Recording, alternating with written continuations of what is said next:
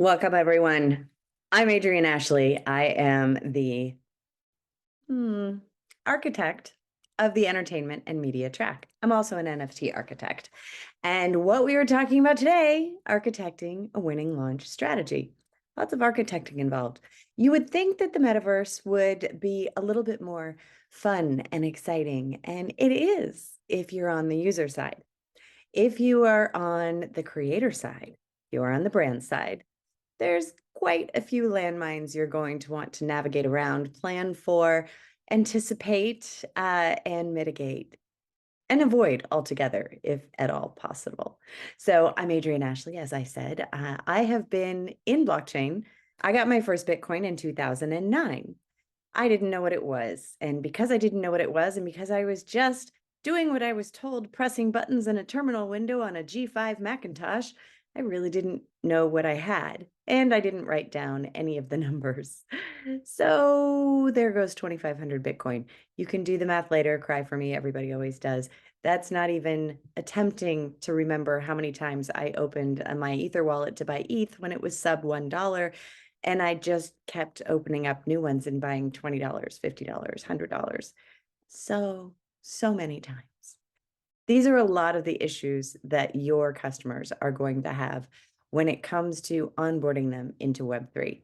It's going to be your responsibility to hold by the hand and keep them safe.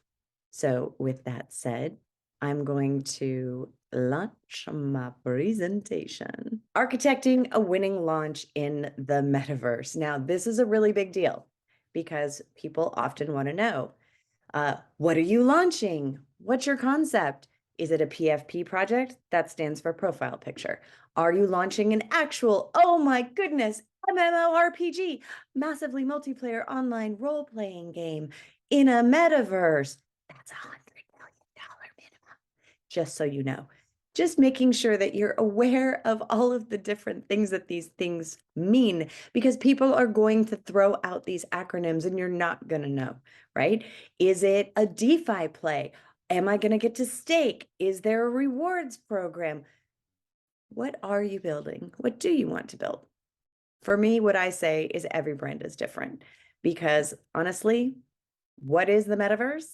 As my co-founder in the Billionaire Zombies Club says, Quasi Acer, more than Clubhouse and less than Ready Player One. And that is really, truly it. It is absolutely anything. NFTs can be anything.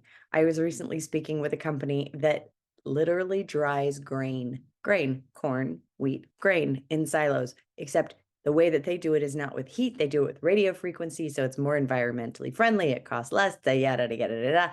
We're designing an NFT drop for them and an entire token economy. It can be literally anything, but you have to do it right. So I basically got into the whole PFP game with the Billionaire Zombies Club a year ago. And that was me coming into 26,000 unsupervised frat boys in a Discord. But it is fabulous. Why? Because it introduced me to how the gamers see all of this metaverse stuff and how the NFT projects are. I'd already done a ton of token projects, raised hundreds of millions of dollars from ICOs and tokens and NFTs and other launches and blockchain projects. And I've been in it for a very long time.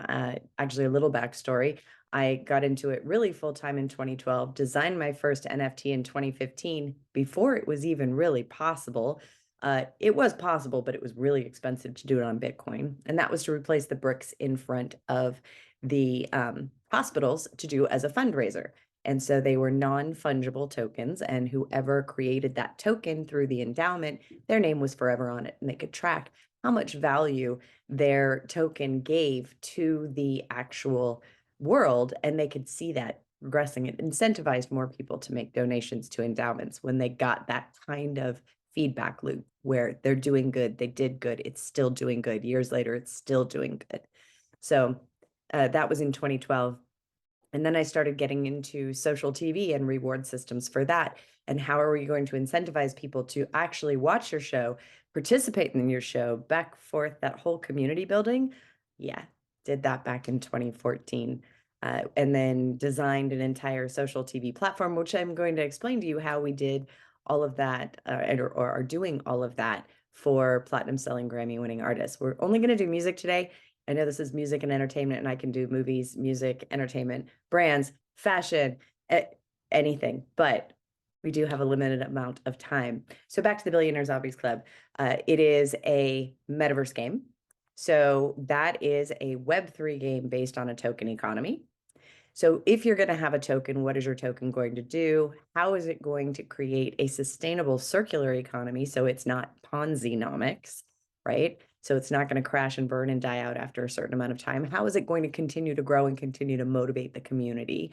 And then also a brand community. So what are you going to do with your community? If this is literally just a way to silo a bunch of human beings to buy your widget, that is really not a great way to do metaverse, since Web3 is all about ownership, right? So if I own this particular PFP, that means I have rocket launchers in the game.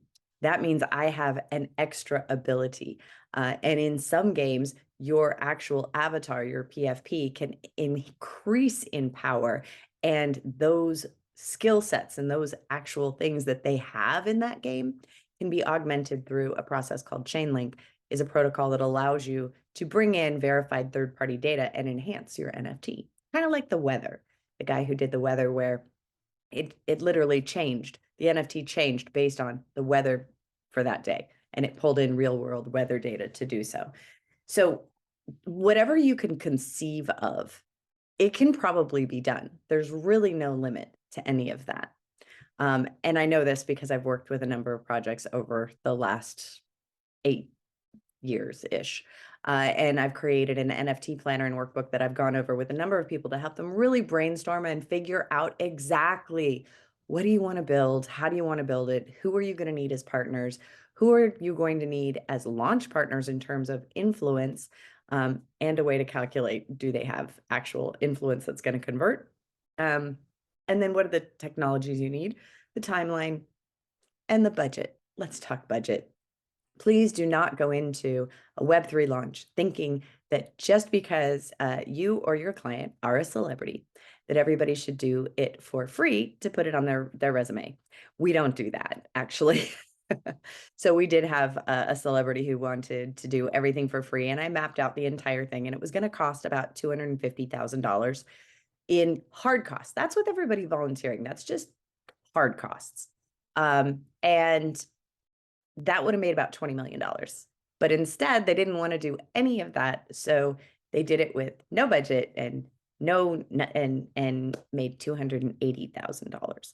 How many of you would actually invest $250,000 if it was mapped out and you could see the ROI and you could do some pre-tests and know that you're getting the conversion, the responsiveness that you need, and that the actual people who are going to buy it would actually buy it? This is the whole whitelist thing, but whitelisting, we'll see a little later why that's really dangerous and why Discord is dangerous and you don't want to do that. But that's all in the community planner. So let's take music, because this is one of my very favorites. It's one of the first places that I started to architect this idea of bringing everybody to you and keeping them and holding them safe, because Web3 is quite dangerous. Discord is filled with spam. You get taken for a ride. You have a lot of people who don't actually understand the concept of blockchain, which is your money, your keys, not your money. You never give anybody your keys. There's a whole bunch of scams that rob people. And even me, an OG, after 20 days, 20 solid 20 out. No, actually, no, I take it back. I think we were at like 60 days of 20-hour days on Billionaire Zombies Club. It was the holidays. It was late. I was tired. I got a Spooky Boys DM in Discord, which I am not a Discord. I don't like Discord at all. But I was there because I had to be there for the zombies. So I'm in Discord, I'm in my DMs, and it's like, oh, I made it to the Spooky Boys whitelist. And in the back of my head, I'm thinking, yeah, our founder was just telling me about Spooky Boys. Yeah, Spooky Boys, that's a good one. Okay. So I click over and I'm on the minting page and there's this FOMO counter and I'm like, oh, I can buy one. So I bought one. Wow, gas is really low. It was like $7. I'm like, damn, I've never seen gas that low before. Boom, I bought one. The FOMO counter's going and going and going. And I'm like, oh, oh, I could buy another one. I should buy another one. I'm looking in my OpenSea and it's not there yet. And I'm like, oh, it hasn't landed yet. It hasn't landed yet. But I could buy another one. Oh, the timer's gonna go. I could buy another. Oh, I could buy another 4. Yeah. I bought 5 fake spooky boys, and the minute that I hit click, I went, oh,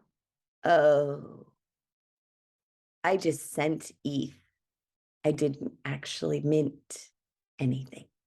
We're going to get into that in the end. You'll remember that story when I show you how profitable and lucrative scamming can be, which is why you have to be very diligent about your trademarks. And you have to be very, very, very diligent about making sure that your community knows that they go only to your silo where your things are verified. And that's the only place they should buy them, because OpenSea has admitted 80% of what's listed is fraudulent.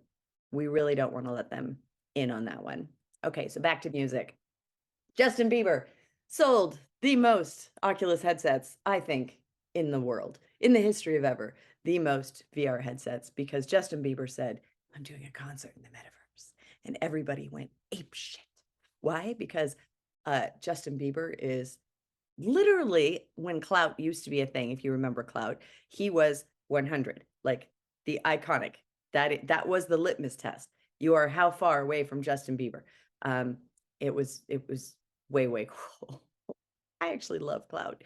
I had a really, really, really, really high clout score. Of course, my reach was 110 million globally, 74 million in the US, but it's because I could start fights online. That one just happened to be about smoking in cars with kids. So influence-wise, I know how to do that, both the nice way, but I'm not a Smucker's brand. Matter of fact, we joked about having a little piece of this where it would be like, I say, with a little X on the thing, way too often in public. Anyway, back to Justin Bieber. Justin did a really fabulous concert in the metaverse. It went really well. Everybody really liked it. We had some other concerts that were hybrid events, where in the live event, people actually died, and the hybrid event went okay, but we want to make sure people don't die. So we kind of have to not do a fire festival when it comes to doing these hybrid events. And these are all planning things that you need to think about. Maybe just start in the metaverse, get your people used to being in the metaverse. Electric Daisy. Seriously, in real life, it looks like the metaverse anyway. It is the perfect festival to go to the metaverse. And pretty much everybody who's going there, they're all pretty techie, nerdy, Burning Man-ish, very into metaversal things. So they get it. It's easy to onboard these types of things. But how do you onboard other people?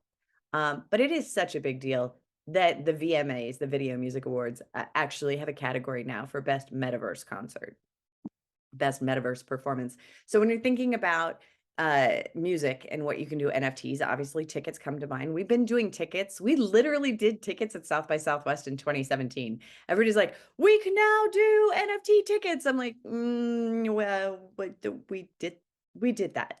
We already did that. Everybody's done that. We did it all. If you want to know what's coming next in Web3, there's an entire blockchain track at South by Southwest, and you're going to see all the tech literally 2 years ahead of time before it's even really a thing. So tickets, definitely something you want to do. But here's the super secret part of the tickets. Okay, so you have a metaverse concert. Best part is you're actually not limited on seating capacity. Why? Because as you can see here, everyone has a phenomenal view of the stage. So there are no bad seats. All you have is you have general admission. They're good seats. You have VIP admission. Number one, they can get in earlier. Maybe there's a little pre-show. Maybe there's a little fireside chat. Maybe there's a little whatever ahead of time. But there's also a difference in the merch tables. So merchandise is a huge thing at concerts. A lot of times that's where the artists make the most of their money, is on tour, with the ticket sales and with the merchandise. So you have general admission is all the general admission merch. You can also make those t-shirts and bandanas and hats and everything else. Shoes. Wait till I show you shoes. You can make all of that unlimited. So you can sell as much of that as you want for general admission. Then in your VIP ticket, they have access to the limited edition merch table. Now, that limited edition merch table, you can do some really cool gamification things. And everything about Web3 is all about gamification. It's about surprise and delight. It's about how do you actually move your customers and your users through this experience and keep them so happy that they become your evangelists, and you give them in that token economy rewards for referring more people. And you just keep building that community that way. And it starts to self-organize into this amazingness. So your limited edition merch table, this is the key. This is the killer. Okay, so you have some things where there's only like, these are one of ones. Those are big dollars. You're going to do that like auction. By the end of the concert, the auction is over. So people are going to keep bidding. They're going to keep bidding. Then you're going to have, you have the ability while you're in the concert, you can clip little pieces. If there's something funny, if there's something unique that goes on, whatever, you can clip those and make those a memento moment. And those can go, they could either go to the general admission, they could go up for seizing auctions. So it's like first come, first serve, boom, boom, boom, boom, boom, done. Or you can do these limited edition, like t-shirts. I had to go to a Christmas party in crypto voxels naked. Now, I don't know if you understand this, but like I've been in the metaverse. I have a perfectly rocking avatar who's like the blonde badass version of Lara Croft Tomb Raider, like super freaking sexy, edgy punk, like the whole, like it's awesome. I could not wear that in crypto voxels because we did not have cross-chain compatibility at the time. We're getting there, but I couldn't wear her. So I literally showed up like one of those very modern, so not anatomically correct naked, but white, you know, almost like the figurines when in art school, those white figures that you put together, like that. I had to show up to crypto voxels naked. Now, so did 80% of the other people, which is why we created Swag Pass. So for these virtual events that people are having, like here, we can actually airdrop merch that they can wear in the metaverse, and boom, they don't have to show up to a Christmas party naked. That's a little branding piece for you. That's super, super fun. But back to this limited edition.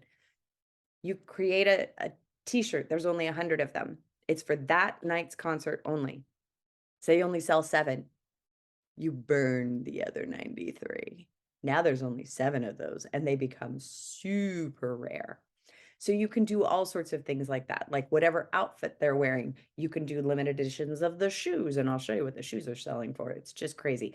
Then you can also have a backstage pass. Now, this backstage pass includes a meet and greet, and that meet and greet is then recorded and then dropped to them as a POAP, proof of attendance protocol. It's dropped to them as a memorabilia piece, and it is locked, and it is got their name on it, like the whole thing. Like this is a commemorative piece.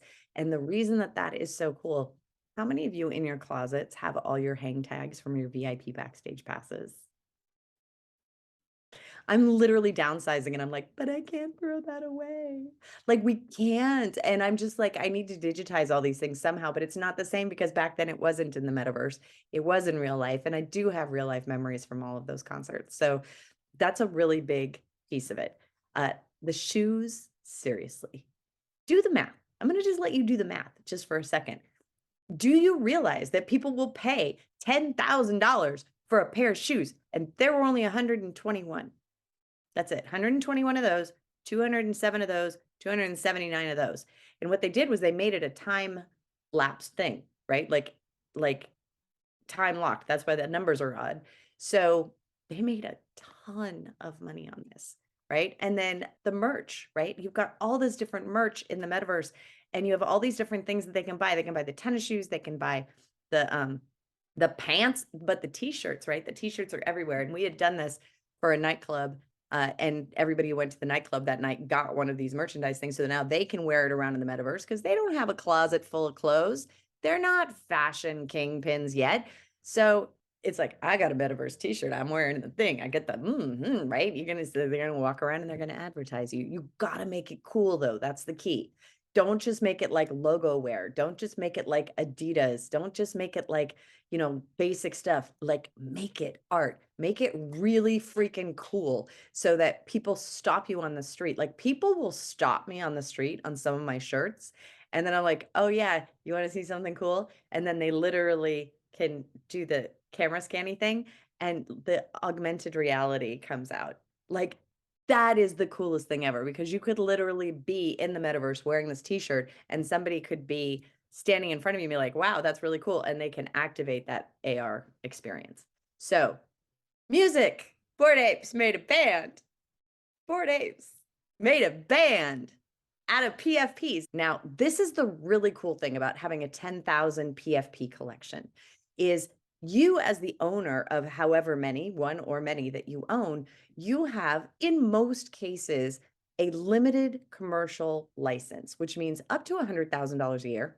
We don't care what you do with it. It's yours. You own it. You want to slap it on a t-shirt, you want to put it on a pair of shoes, whatever you want to do with it personally and commercially, up to $100,000. Over that, you're going to need to say, hey, brand, can I have permission? Now, this is going to sit really wrongly with a lot of major brands because control is like a big deal, right? Well, it's kind of like a chicken and an egg, right? Like you want to prevent the scammers from listing things and selling things that aren't truly the representative thing, but you also want to allow your people to do whatever they want. They made a restaurant. These guys made a restaurant. Another guys, I mean, they're doing everything. Like literally, they're doing everything.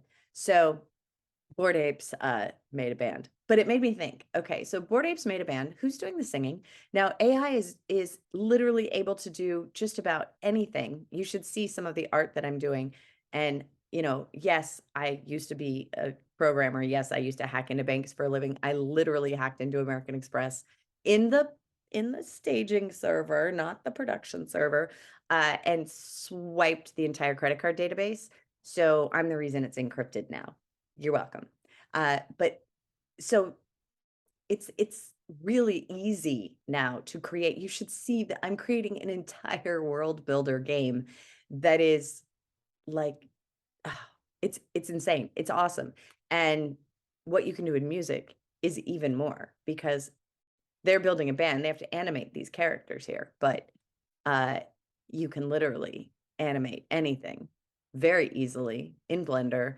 The ability to do this and then play music, it's even easier when you're already a band that was pretty much made for the metaverse because these girls, and this is Blackpink, Blackpink, Blackpink, uh, they look like this.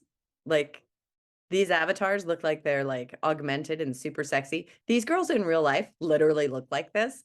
They were just made for the metaverse. And they are doing metaverse concerts and all sorts of things. Now, it got me to thinking, right? So Simon Cowell used to do, you know, or still does all of these competition things. And then he would be like, well, you're a solo and you're a solo and you're a solo and you're a solo. And I think this would be a really good boy band. And let's put you guys together, right? So this is what he's known for. Let's put you guys together. Well, this girl does not exist. Neither does the one with the rainbow hair. These are actually AI generated. These are called generative people. Generated people. That's it. Generated people. I don't have my glasses on. Sorry. But here's the thing. So the chick with the hair, which I love the hair, she doesn't exist. And she's perfect. And with the ability that we have right now to do deep fakes, I could literally wear her face and the AI could learn how I'm expressing myself and literally mimic that on any face. The mannerisms, the styles, the everything, like she could literally take on a very deeply believable humanity. And when it comes to singing, don't get me started because the AI can do miraculous things. You no longer have to be Lady Gaga. You no longer have to be Whitney Houston. And it's really funny because I used to sing in a band when I was in high school, and I always said, look, as long as there's a master at the mixing board, I can perform like crazy. I just gonna need a little pitch correction here and there. Well, with the AI, it's insanity. It's so easy that anybody with the smallest, cheapest MacBook Air can be Ariana Grande. Now, I love Ariana Grande, by the way. She's phenomenal. Her voice freaking rocks. It's real. Uh, and she's just baller. The amount of competition that that is going to create with people who are already that good that get that much better, right? So it just begs the question, where is the music industry going? Where literally someone like Simon, who really does have an eye for greatness, can make greatness on his laptop. And what is that going to do? So how I tell everyone, oh, before we go to landmines, how I tell everyone, here's how you architect a launch. Number one, I want to make sure I give you the content before I go into scaring you half to death. Okay, number one, what are you doing? Here's how I like to do music. Number one, you take an album. Every single one of those songs gets 5 artistic versions of some interpretation of that particular song. There's common, uncommon, rare, super rare. Why do you do this? Because you release them in wax packs. People are used to paying $2 for music. I just paid $1.29 for Sam Smith's Unholy. I'm obsessed, literally watching all of the reels. Like, this for music is absolutely what you want to do. You need to create those perfect 15-second clips of each of those music pieces, and you release them one at a time, and you have them go out, and then that proliferates not only the album, but the song. Just look at what Sam Smith is doing with Unholy. Everybody is literally making new stuff with it. It's just fabulous. But so every single song has 5, right? So say you have 10 songs, 5 each, that's 50 different cards. They come in various commonalities. Like I said, the most of them are going to be common. Then you have these super rares, right? The super rares. Those are people that have additional rights, like when you do a monthly AMA. These are some of the benefits to buying the NFTs. Number one, if you collect all 10, which is going to increase secondary market trading, then you get a bonus song, right? And maybe if it's done at a certain time and you get all 10, and then you listen to the bonus track and you follow a clue and you do something, then you can unlock a private meet and greet or a pass for a meet and greet at a future concert. Certain things like that. If you look at some of the ones that have been done before, there's, 1.4 million to write a song with them, like free concerts for life for one person. Like there's a lot of things you can do with music. So what is your offer going to be? But I like the easy for the independent artist, especially, but definitely the labels can do it. And you can do it for all your back catalog too, if you want to increase sales and you have an artist who's willing to actually step up and like play with their community. So that's one of the ways you do it. You do not use Discord. Everybody is gathering their followers and their fans on third-party applications that they don't own and control. So we had a guy, 350,000 fans on Instagram, super popular, totally organic, self-generated. He went live too many times. Instagram got pissed and deleted his account. He doesn't have those 350,000 people. So I really want to get back to Internet Marketing 101. Every email on your list is worth $1 per month. Keep that in your mind. You need those people on your email list. You need their phone number. You want to be in their phone. You can totally be in their phone either by wrapping your community in an application, which is super easy because you can build your app either in WordPress, or soon there's going to be a couple other really freaking awesome and scalable options that I'm working on.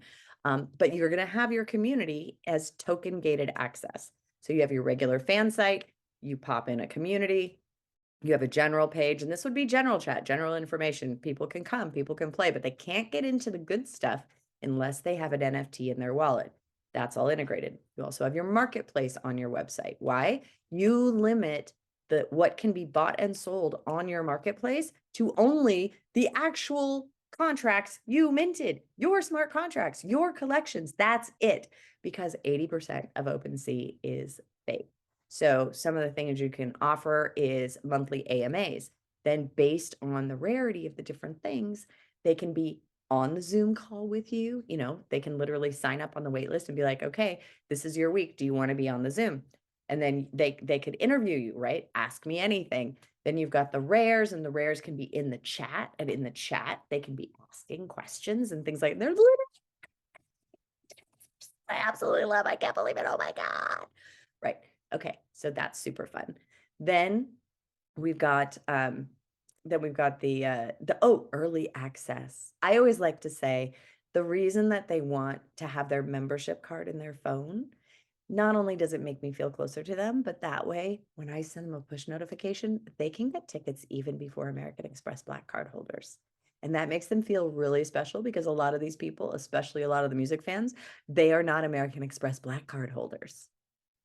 They're everyday people. So if you have to decide, right? You know, like I was talking to B Money and I was giving him these ideas, and he's like, nah. My fans are doctors now. They'll pay $400. They'll pay $5,000. Like, they'll pay. And his stuff was like super, like the wall coming down in Berlin when he was playing. Like, I mean, super rare memorabilia, stuff like that. He's like not interested in doing the lower end stuff and getting the massive people, because he's curating that higher end, higher echelon super fan base that can afford him. So that's what you have to decide, right? And he was totally right.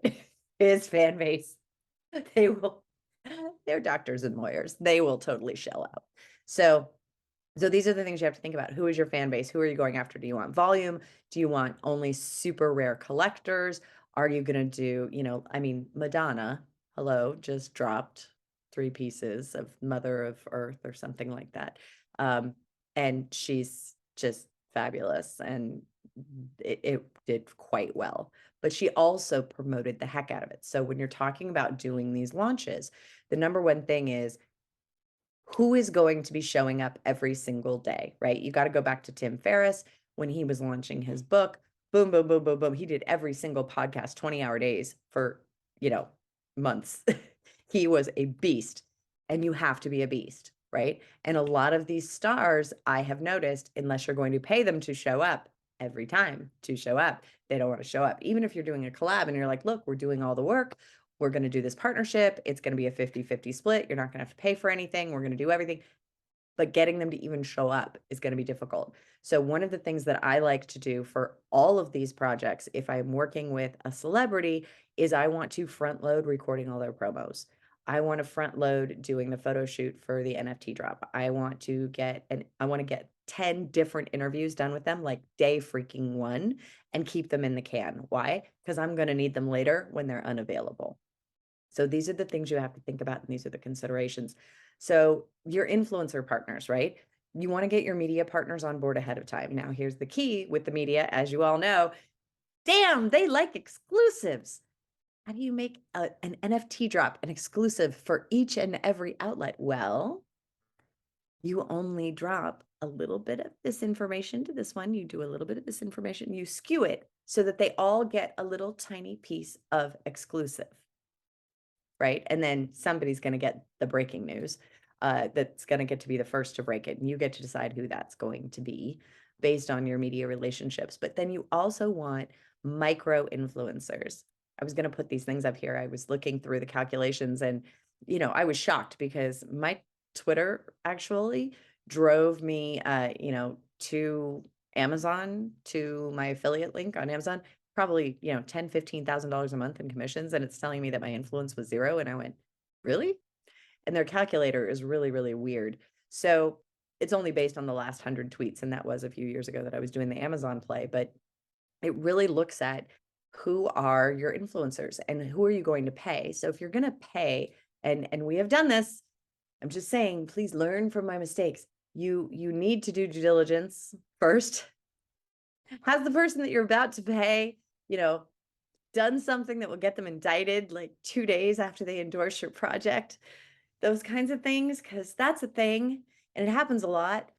So you really have to be careful. And does your audience care, or will your community get really, really mad that you wasted that money on an influencer so that they could change their PFP picture for a week or a day or whatever, or do a shout out and go, hey, yeah, the community felt good for like a hot second, but would they have rather you put that into development? So, if you're doing a PFP project, if it's a community-based project, like ask them, how would you like us to allocate these funds? Don't just willy-nilly go spend money on influencers. And honestly, that evangelism, that groundswell, you really want that bootstrap kind of passion. And you can get street teams to self-organize and create themselves and really start driving massive adoption, just through an affiliate program. And people keep forgetting. They go, oh, well, Web3 doesn't really have affiliates, is it? I'm telling you, an affiliate program, and then you do almost, it's not multi-level marketing because it's only one tier. You are the affiliate, but rankings. People will do the craziest freaking things for digital badges. It's been that way for decades, and it's insanity, but they will. So when you're doing your launch, recapping, what are you launching? What technology? Which blockchain and why? Oh my God, that's a 5 hour. You guys, I seriously have 18 hours of content, and I'm like, how am I going to put this in 30 minutes? I don't even know if I did make it into 30 minutes. But I have a whole like 12-week. I'm like, how am I going to reduce this? Goodness. Okay. So which blockchain and why? Quick tip on that.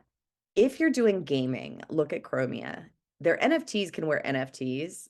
They have self-destruction, like Mission Impossible. Like you can use it 3 times and then it explodes, but you can use it once to go kill the boss, and then you can go sell it on the secondary market. Royalties, secondary market. How could I even forget? Royalties. This is such a challenge, right? So if you mint something and you mint it directly on OpenSea, and then you and on OpenSea, you say, I want 10%, but then they go take it over to Ludex, or they take it over to some other, anybody can have a marketplace.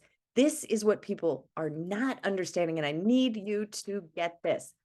The blockchain is an immutable ledger of what actually happened.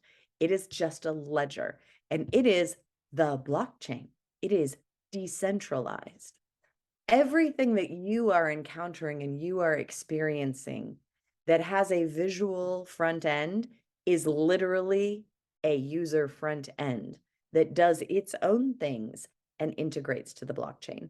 So this is why OpenSea can charge 3.5% of a transaction fee, and you can set your royalties to say, I want 6.9, da da da da da.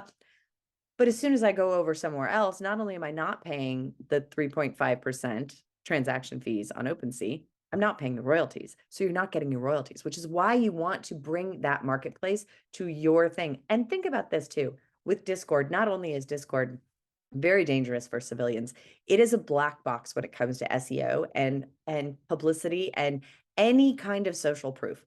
It is locked up. Discord gets all of that benefit. You don't.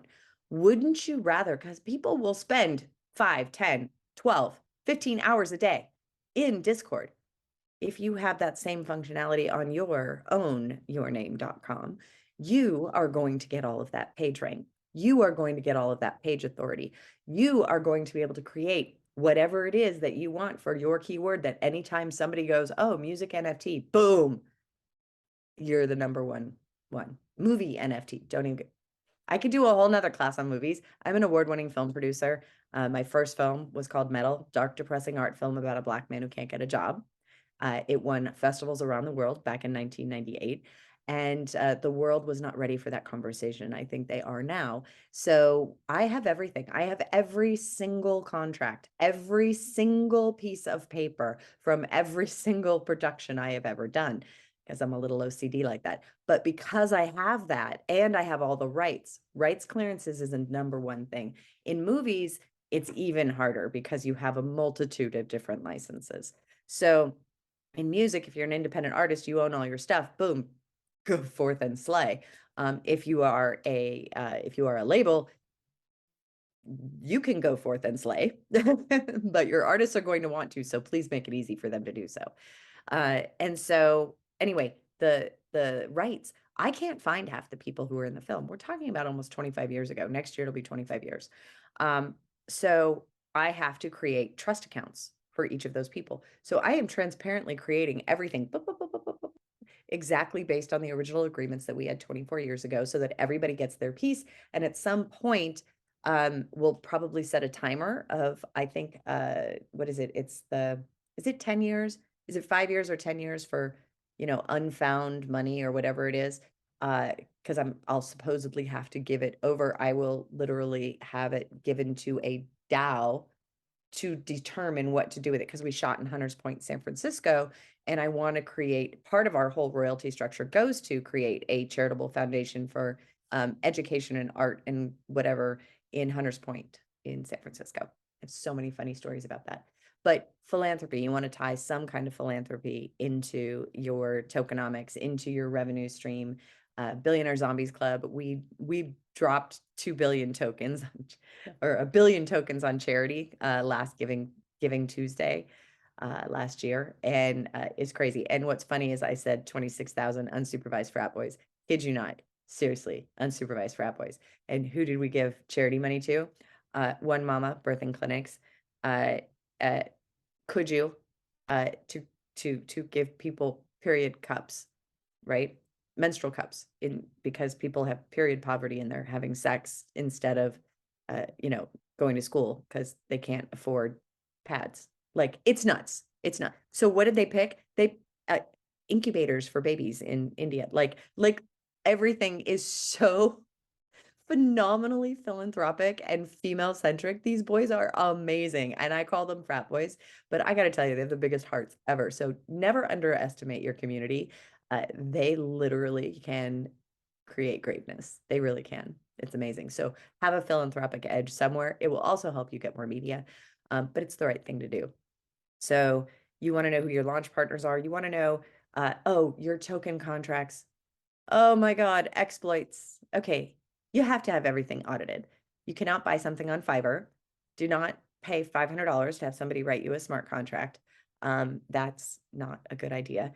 If you use one of those WYSIWYG no-code token builders to do your smart contract, you can't verify your contract. Yes, they go, you own your contract, you this, you that. Yeah, but it's a contract created by a contract, which therefore, when you go to try and verify it on Etherscan to make sure that your brand is there so that people know you're branded, you're certified, you can't. It's a pain in the butt. You'd have to pay the expedited fee and then provide all of the information. It's a pain in the butt. So just make sure you're doing everything with a real programmer and a real developer. And before you actually mint it on the test net and have the smart contract audited. Anytime you're going to do, especially a massive metaverse anything, you want those contracts audited, because one of the projects that I worked on, now keep in mind, our hacker is like literally DEF CON certified, the best hacker in the freaking world. He found an exploit.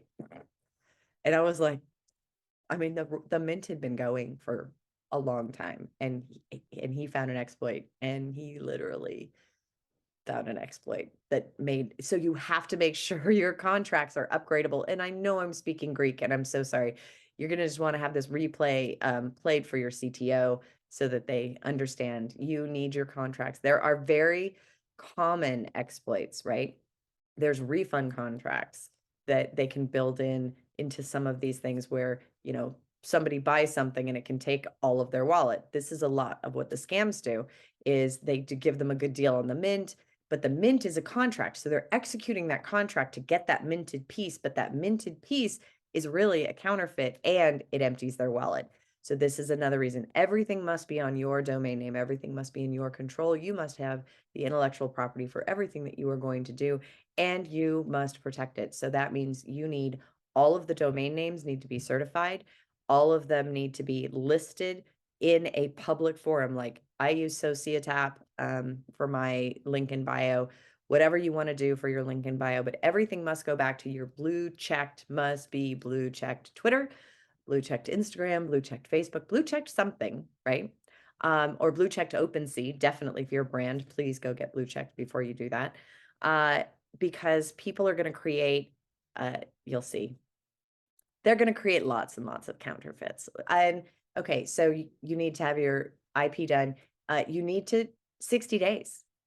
Everybody's like, no, I'm going to launch in 5 minutes. You need 60 days. If you don't take 60 days to properly plan, recruit, and execute your launch, you are going to do yourself a massive disservice. I'm not going to say you're going to fail. People have pulled it out of their butt before, but it's not going to be as good as it could be.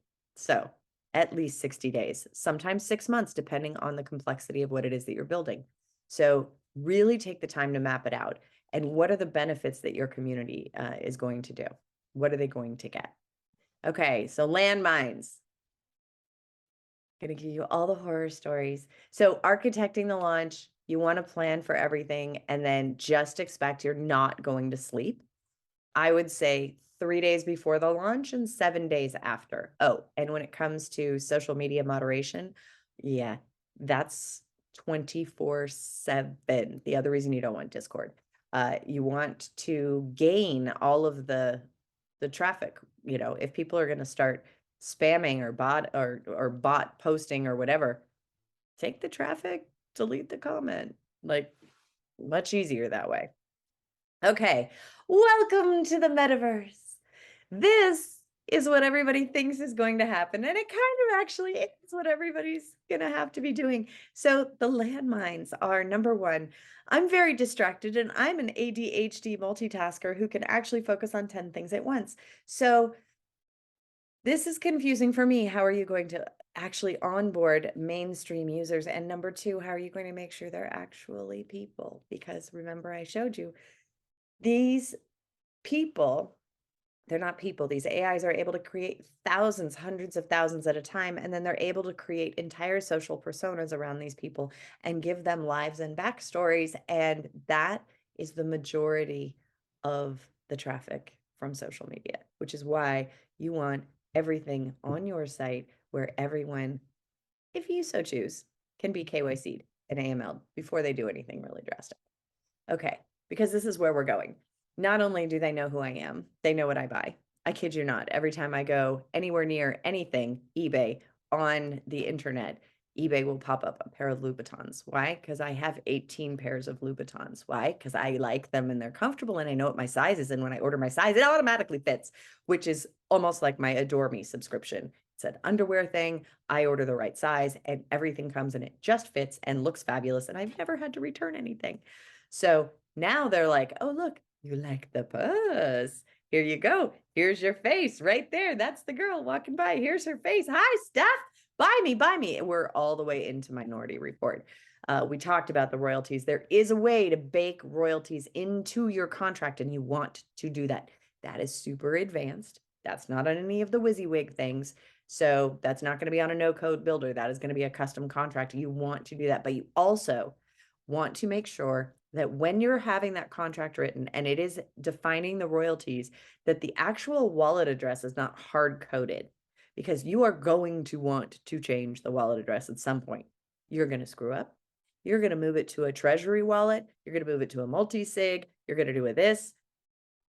You're going to move it. Trust me, it's going to happen a lot. So you need to make sure that you can and you have the capability to do that. The other thing you need to make sure is that the contract can also be assignable, that you can change owners if you need to. Why is this important?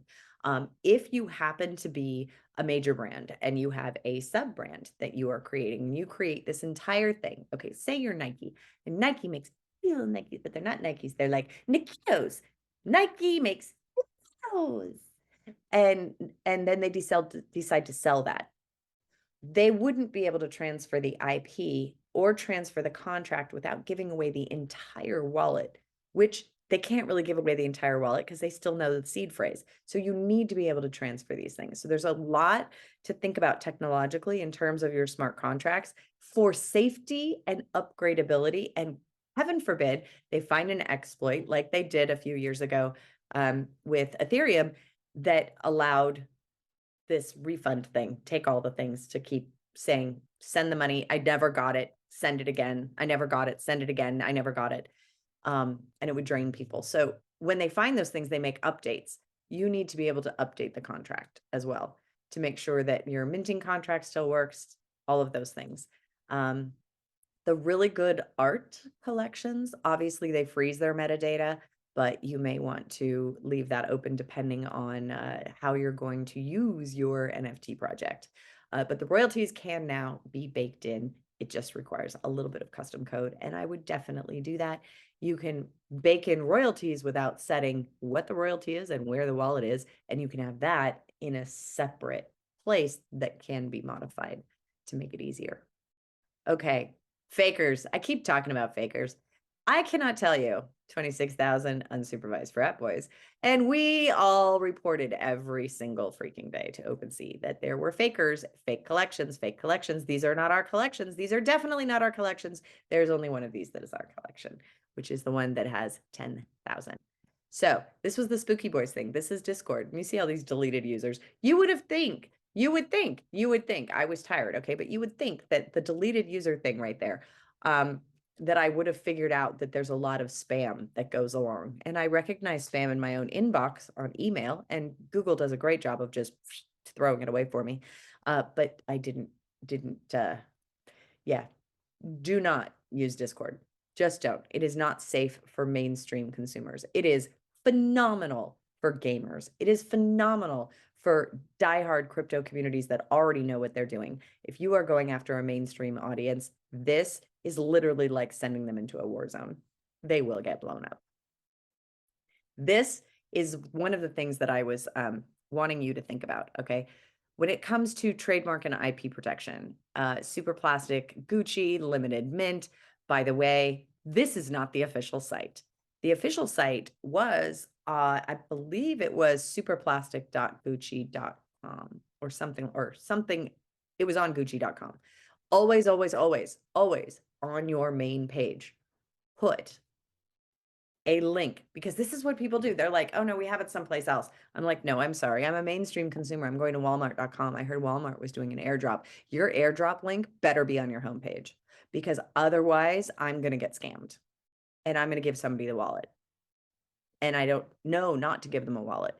That's the other thing we teach everybody is make sure for every collection that you're collecting, you open a new wallet, right? You don't want everybody going into that one wallet unless that's the collection that you want everybody to see, if that's the one that you're using. And so there's a way to display things, but Gucci, okay? This says Gucci. So you guys really, I mean, I have literally gotten hammered on trademarks and gotten the nasty gram on you're going to give us this trademark or we're going to sue the heck out of you. And I'm like, URL is just an address. I own yelp-sucks.com, so don't think I don't know my way around fair use. So you're going to have, but this is definitely not fair use. And this, you need to have DCMA takedown requests like at the freaking ready, boom, because this is stealing people's money. This is harvesting people's seed phrases.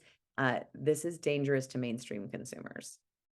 And remember that Spooky Boys thing? So basically what would happen is this wallet is what was set up in the contract.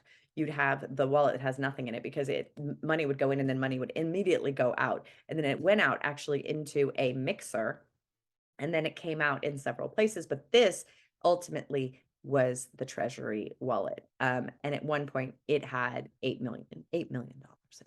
So this is just one scam. This was just one scam. And honestly, it's actually still going on. They're still doing the scams. So I don't know if this is all just Spooky Boys, but I know that every single one of the transactions back when I found this originally, they were all Spooky Boys. And I did the forensic accounting and tracing. See, this is the thing about the blockchain, right? And people go, no, it can't, blockchain is anonymous. No, no, honey, I'll find you and it'll be fun. So you can track and trace. And so fraud does eventually get caught up with, but a lot of times it's very difficult. And you see these dormant wallets because they're afraid to move it. And they're afraid to move it, rightly so. They should be afraid to move it. And there's a lot of hacks. Hacks and exploits, I want to explain the difference. 99% of the time, the blockchain itself is not hacked. The blockchain does not get hacked without a 51% attack and telling all of the distributed ledgers that this is actually the new version of history. So they don't hack the blockchain. They hack the human most of the time. They get you to give the seed phrase. They get you to give something else. You have to educate your consumers. This is especially true in banking when banks are starting to get into this. They really need consumer education. So you have to get the banks to do this. And then they exploit contract vulnerabilities. And one of the things I should have put in here, oh my God, I can't believe it. It's a quick story. Beeple's 5,000 days. So basically, Mr. Nobody kept saying, hey, you know, we've got some contract exploits here. That, hey.